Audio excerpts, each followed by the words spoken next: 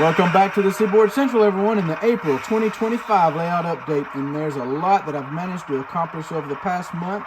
So let's get started with the show. And first up is the ScaleTrains ES44AC and the Central of Georgia Heritage Paint Scheme. Now, over the past month, I've managed to program this unit and also weather it. And I actually just went in and updated the acceleration value on it to from 34 to 28. And I emued it to one of my other ScaleTrains ES44AC units, and I will, I'll tell you why.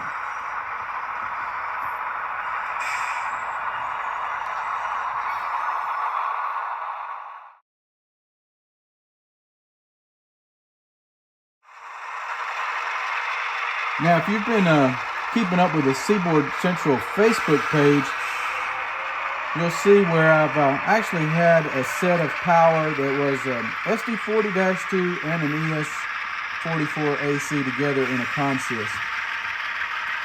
And one thing that was really good about that prototype consist is those units ran real good together.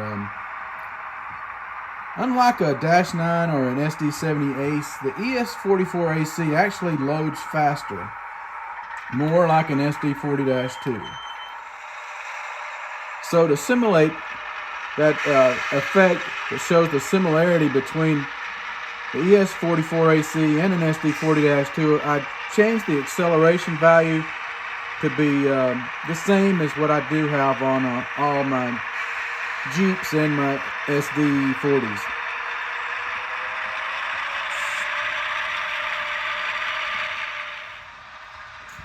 Now, I still kept all of my -9s and my SD70s, the SD80, still set at the same 34 on the acceleration value, because I do want to keep them separate. I do want them to resemble more like what the prototype does. So what that means is I need to keep these ES44ACs together in a consist. So I'm going to have one train that does include 3 ES44AC units, and I'm going to make it a DP train, so it'll be interesting. Eventually it'll have a locomotive on the rear, and it'll be one of my through freights. But that's way on down in the future, so stay tuned for that. Next up on the update is this brand new ProtoThrottle from Iowa Scaled Engineering. This makes my third ProtoThrottle. And this one's special in that it was weathered. It was weathered by them. It was one of their unique offerings that they did.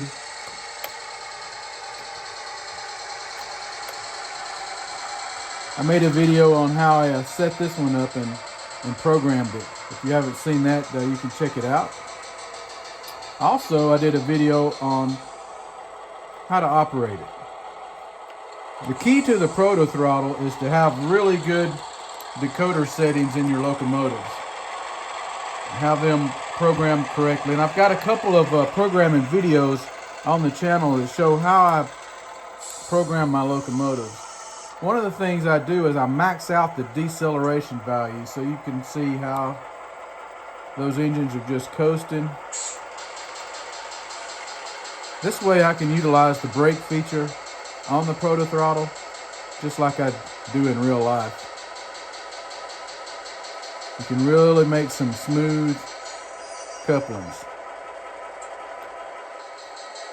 Typically when I use the ProtoThrottle switching the yard, I keep it in this neat little holder. That way I don't have to hold it in my hands, and I just have it mounted on the side of the fascia. I'm in one little central location right here where I'm switching, and it makes it a whole lot easier. A lot of people complain that, you know, they do have some bulk to them, but I don't find it that bad, and it's definitely worth it. It's really, to me, there's no competition when it comes to running your trains prototypically. Once you start getting used to the ProtoThrottle, you don't want to go back to anything else. Another thing I did this past month is weather this brand new ScaleTrains covered hoppers. It represents a PS 5820 cubic foot plastic pellet car. It's a larger capacity plastic pellet covered hopper. And I just looked at the prototype photos online for the time period I'm modeling, and that's what I tried to give the look to it. Something else new to the model is this first gear waste management truck. I just changed out the one that was there before, make it look like it's delivering a new bin to be loaded. These are kind of a little pricey, but they do have some great detail. I just slightly weathered it up, and it's a good addition for the lab.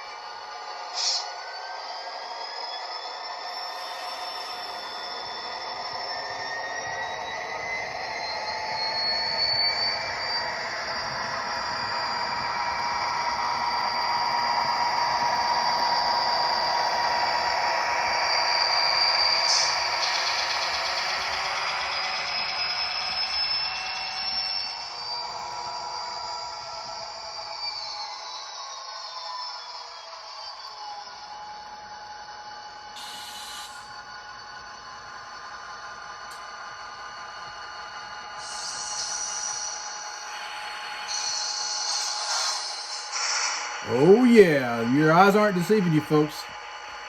Did you know that the Seaboard Central owns one SD45R? Yep, and it finally made it to the roster. This is Seaboard Central number 361, and it's an Athearn ready to roll model. And I finally came across one that was an excellent deal, that was a candidate for this locomotive. As you can see by this cab signal box, this is a former Conrail unit that used to, they had to have those to operate in the Northeast Corridor where they employ cab signals. Of course, it's been deactivated, it's no longer in use, and the Seaboard Central doesn't use cab signals. But it did make for one really interesting locomotive. After I got it, one of the first things I did was send it off to Georgia Bigfoot Trains, and Jason then changed out those old bulbs and put LEDs in it. Also added those ditch lights on the front. This unit is equipped with a Loc Sound V5 decoder and current keeper. It has a great sounding speaker. When I got it back, I added some details like those rooftop air conditioners, snow plow, and those cab sunshades. Also programmed this unit.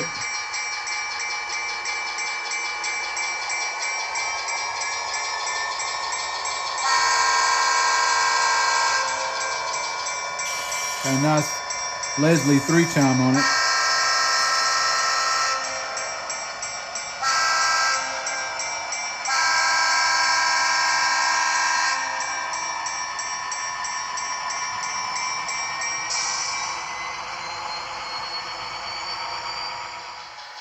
As far as Seaboard Central history goes, this unit, just like the tunnel motor behind it, was acquired in 2004 because the Seaboard Central was expanding. And during that time frame, they were looking for whatever they could find. And this was a unit that was readily available, so the SC snatched it up.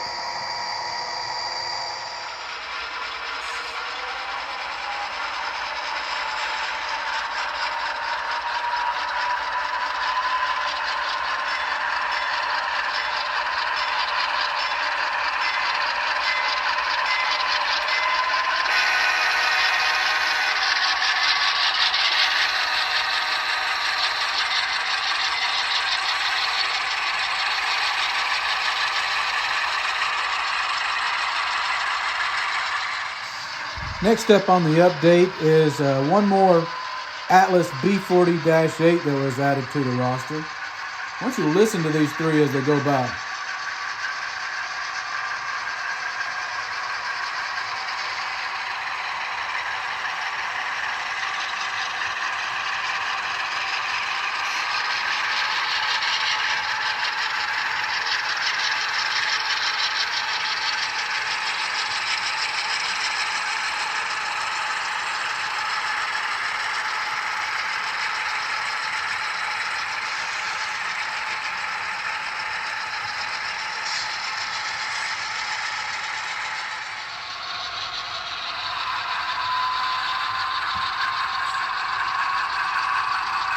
So SC277 is the latest unit on the roster.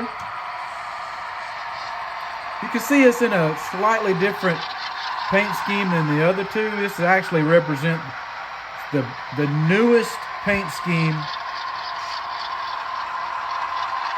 that's on the SC.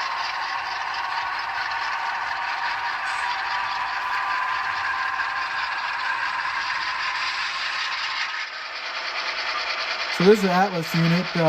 So I also had it sent off to Georgia Bigfoot Trains. We put the V5 decoder in it, current keeper. And then I got it back and painted it, decaled it, and weathered it. Added the rooftop air conditioner and the sunshades. And this will be a great locomotive to go with the other two. They sound great together. Really good sound file. One more shot of them as we move them over to the shop.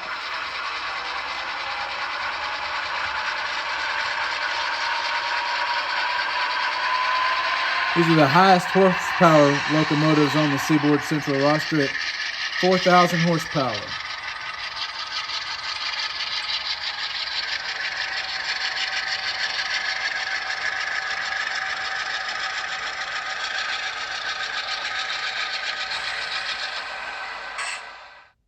Anyway, we'll wrap this video up showing SLM recycling. I finally finished it, or at least I got it down to what I want it to look like. I replaced that oversized S-scale crane with an HO scale one, an excavator. You see it there unloading material out of that dumpster. Finished the fencing. You can see also I moved that truck over that was at the shop area. It's picking up an empty dumpster, ready to move it out. There's a derail right there beside that locomotive you see. Added it to the track. And lastly, this turnout is controlled by a New Rail Models Blue Point switch machine. So I just have the push-pull knob here on the side of the fascia. So my next big project for the layout is going to be right here at AC Junction. I want to power these turnouts, and I'm going to see what I can do about adding some scenery here. This area will be ballasted, and I've got some plans for it. So stay tuned for that. Until next time, I'm Tim Garland. Thanks for watching the Seaboard Central, and happy model railroading, everyone.